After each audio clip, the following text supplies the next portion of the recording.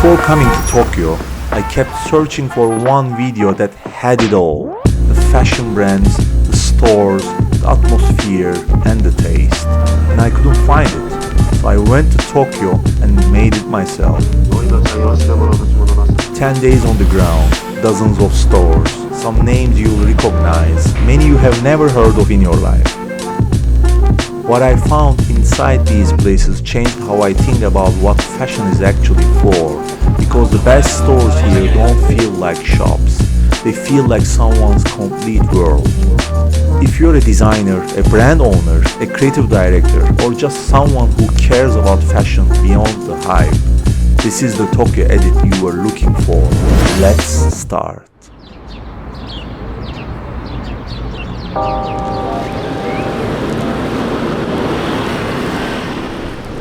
We start here, Comme des Garçons, Aoyama.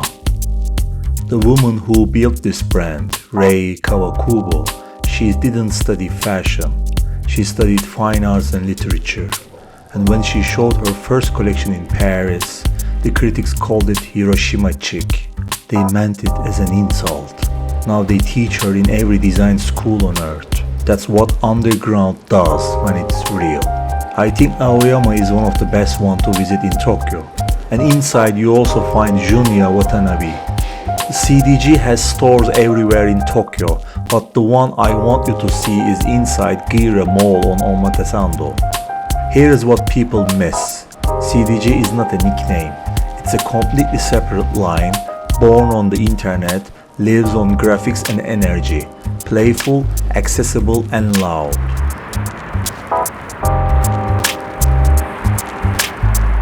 All glass front, everything inside is dark, minimal, almost like a gallery that happens to sell clothes. This is the Yoji Yamamoto Aoyama flagship. What I learned on this trip is that Yoji is a whole brand family. You start with Yoji mainline, then Y's for men, then you go darker into Ground Y, then Discord. Each label is a different shade of the same brand. He once said, a beautiful flower does not exist. There is only a moment when a flower looks beautiful. That's not fashion talking. That's someone who understands that time is the real material. He builds that into every single piece. Walking through, I spotted Babe. Had to stop. These are the guys who brought Japanese streetwear to the whole world. Not many people remember this, but Nigo, the same guy who started Babe, and Jun Takahashi had a store together called Nowhere back in the day. That was the beginning of two completely different empires. Takahashi started undercover while he was still a student. His nickname was Jonio because people said he looked like Johnny Rotten. That punk energy never left. He took it all the way to Paris Fashion Week and made it high fashion. He describes his own work as strange but beautiful. The store in Aoyama feels exactly like that. Beautiful and slightly wrong at the same time. My favorite in Tokyo. I had never heard of Aura Lee before Tokyo. Turns out that's kind of the point.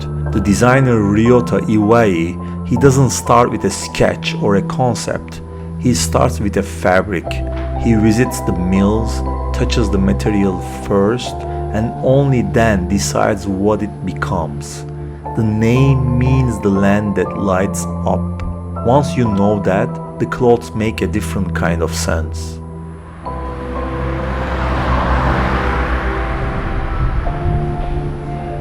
We tabs, no filming inside. You already know what that means. This room doesn't feel like a store, it feels like a house. The founder Hiroki Nakamura lives in a 220-year-old Edo period house in Tokyo. That's not a detail, that's the whole brand. He uses natural dyes you literally cannot control. Each piece comes out slightly different. The soloist, one store, Aoyama. The designer just recently said the symphony is done and moved on. So whatever is left here is a rare thing now.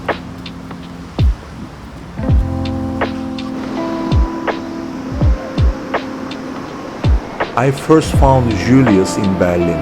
Some underground shop, no context, no explanation. Just the clothes hanging there like a question I couldn't answer yet.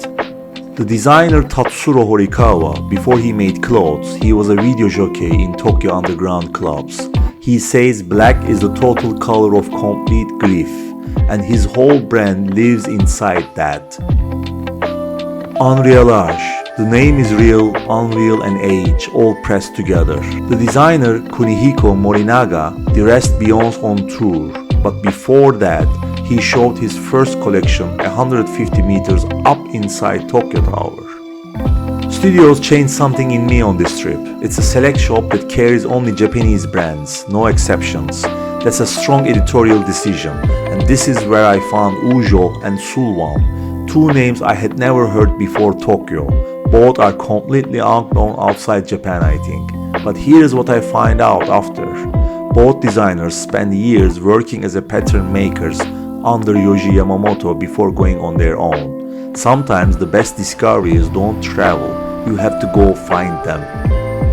United Tokyo is where you come when you want Japanese quality but without the intensity of everything else on this list.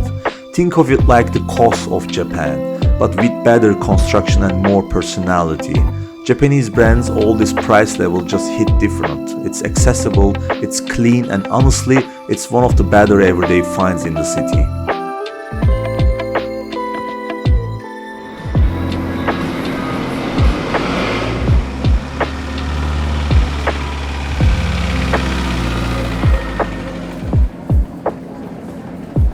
Perverse. The selection wasn't really my thing, but the space itself was cool.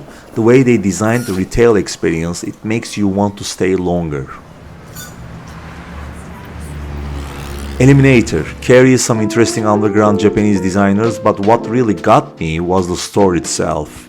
Brutalist, silver, almost industrial. Feels like someone built a space station inside and started selling clothes in it.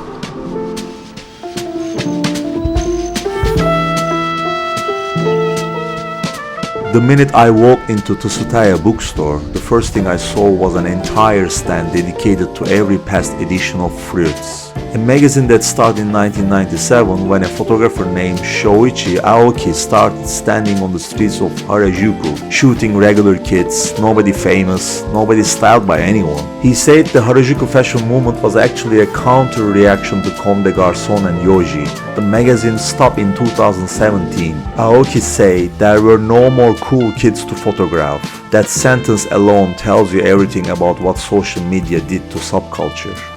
Then Popeye, 1976. The founding editor wanted to call it City Boys, but they went with Popeye.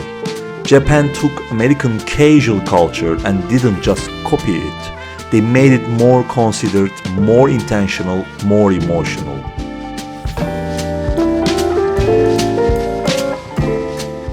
Sabukaru is newer, but it matters a lot.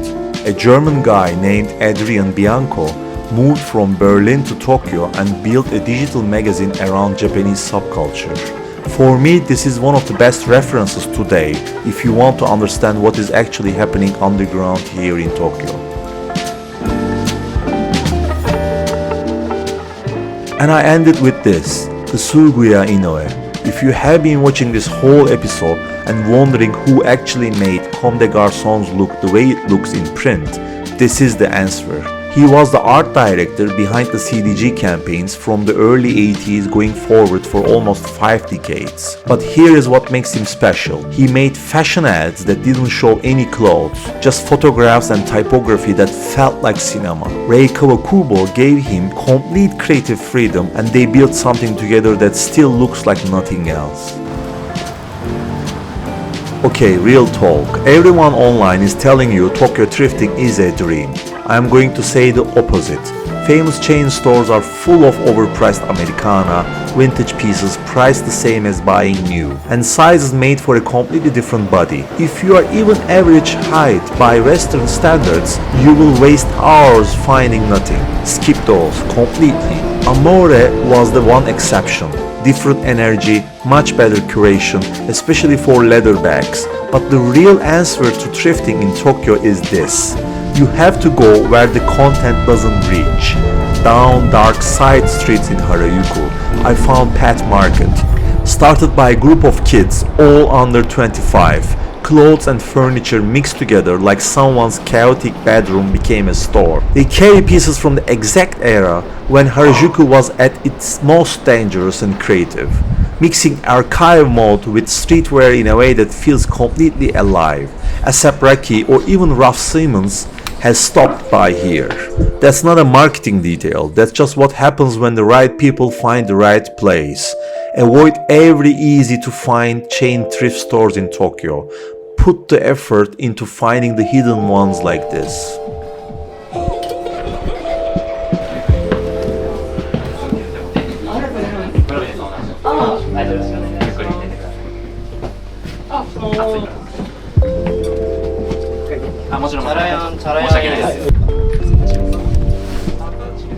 Graphic is here, but then outside, yeah, inside graphic. Exactly. Yeah. I agree.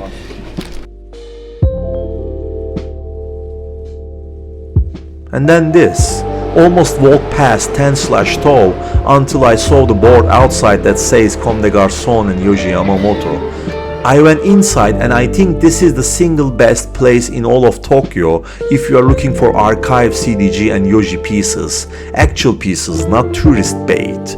Once you experience places like this and Pet Market, you will never waste your time in a chain thrift store again anywhere in the world.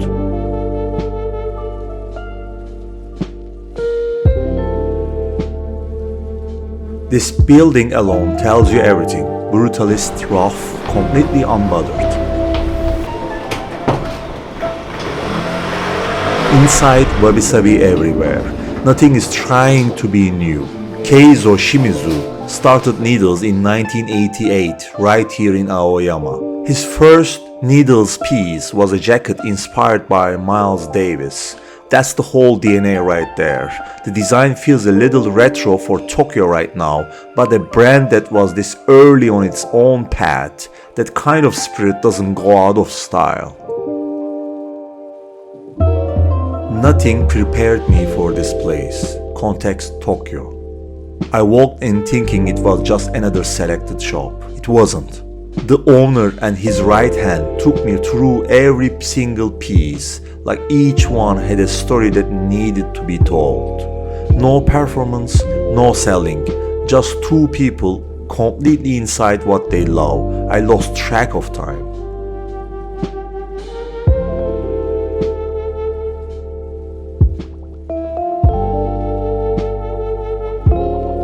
The first thing they showed me was Suzu-san. I am wearing one of their pieces right now.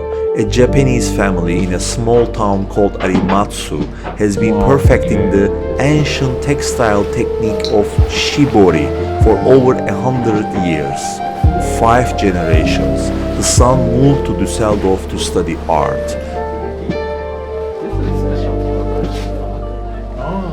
Japanese?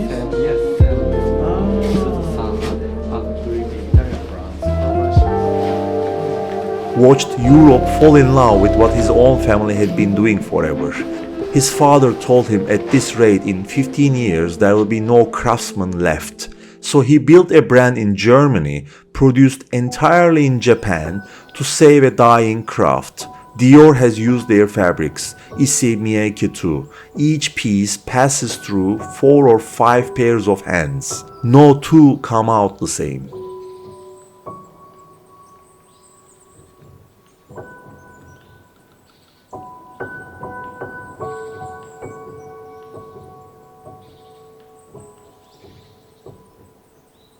The reason I found this store in the first place was searching for this brand Opposed Duality, launched only in 2024. The brand builds new workwear by pressing 2 contrasting elements into a single design. Right next to it, Ziggy Chan, Shanghai, Taoist philosophy built into every cut. Uma Wang besides him. Her tag says imperfect is perfect. 3 words, whole brand.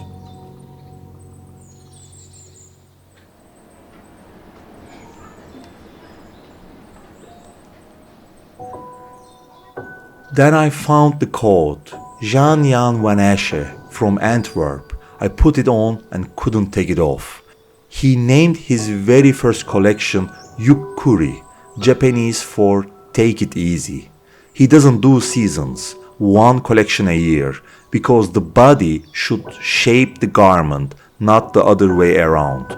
He went to Africa, saw how people wore the same shape across an entire village, the body moving inside the cloth freely. That was his moment. Natural fibers, no unnecessary seams, clothes that get more beautiful the older they get. The owner told me Jean-Yan visits Tokyo multiple times a year. Context is one of his favorite places on earth.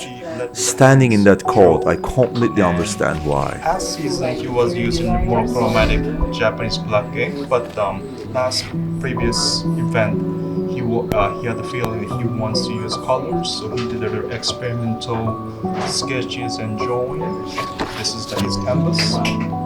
Gradually, the paint was mixing all together, create that slightly deeper hue. And this was the one of his drawings. He drew maybe like 10 to 15 drawings, and we are able to hand that one to gift as our customers too. So this is one of them. So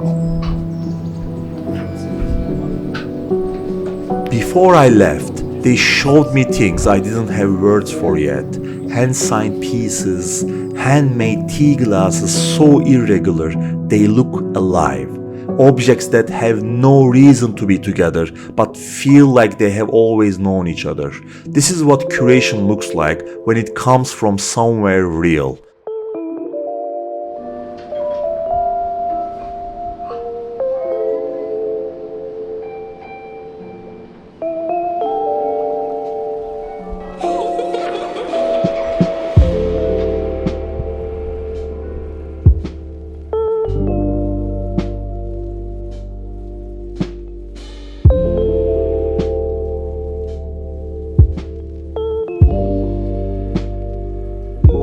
Fabric that grows actual leaves when water touches it, real leaves. I stood there in silence.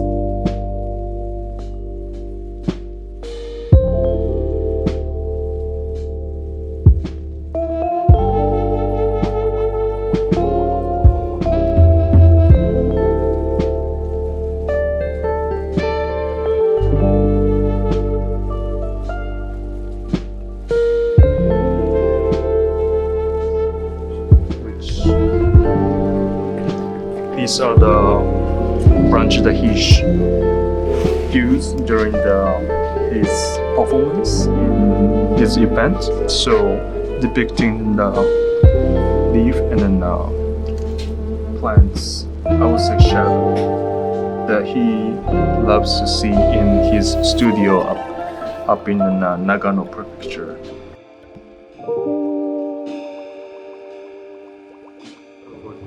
Japan, Osaka, he does make garments mainly, but he actually does start from the process of the zero. So he does grow cotton by himself, and he cultivated it and he hand weave it. So he does make fabric by himself. So he doesn't want to waste any bit of the fabric that he made because he literally created from scratch. So he made the ring shaped fabric, and then he made the wax.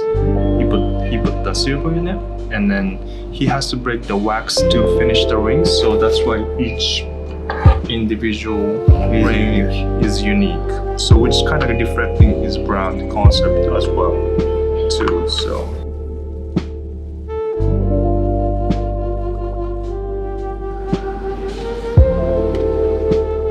this is where the episode ends for me. Not in a flagship, not in a mall, in a room where every single object was made by someone who gave everything they had to act of making it. In the age of infinite content and AI generated everything, this store feels like resistance, like proof. The future of creativity is not speed, it's depth. Context Tokyo is the most sensual proof of that I have ever walked into.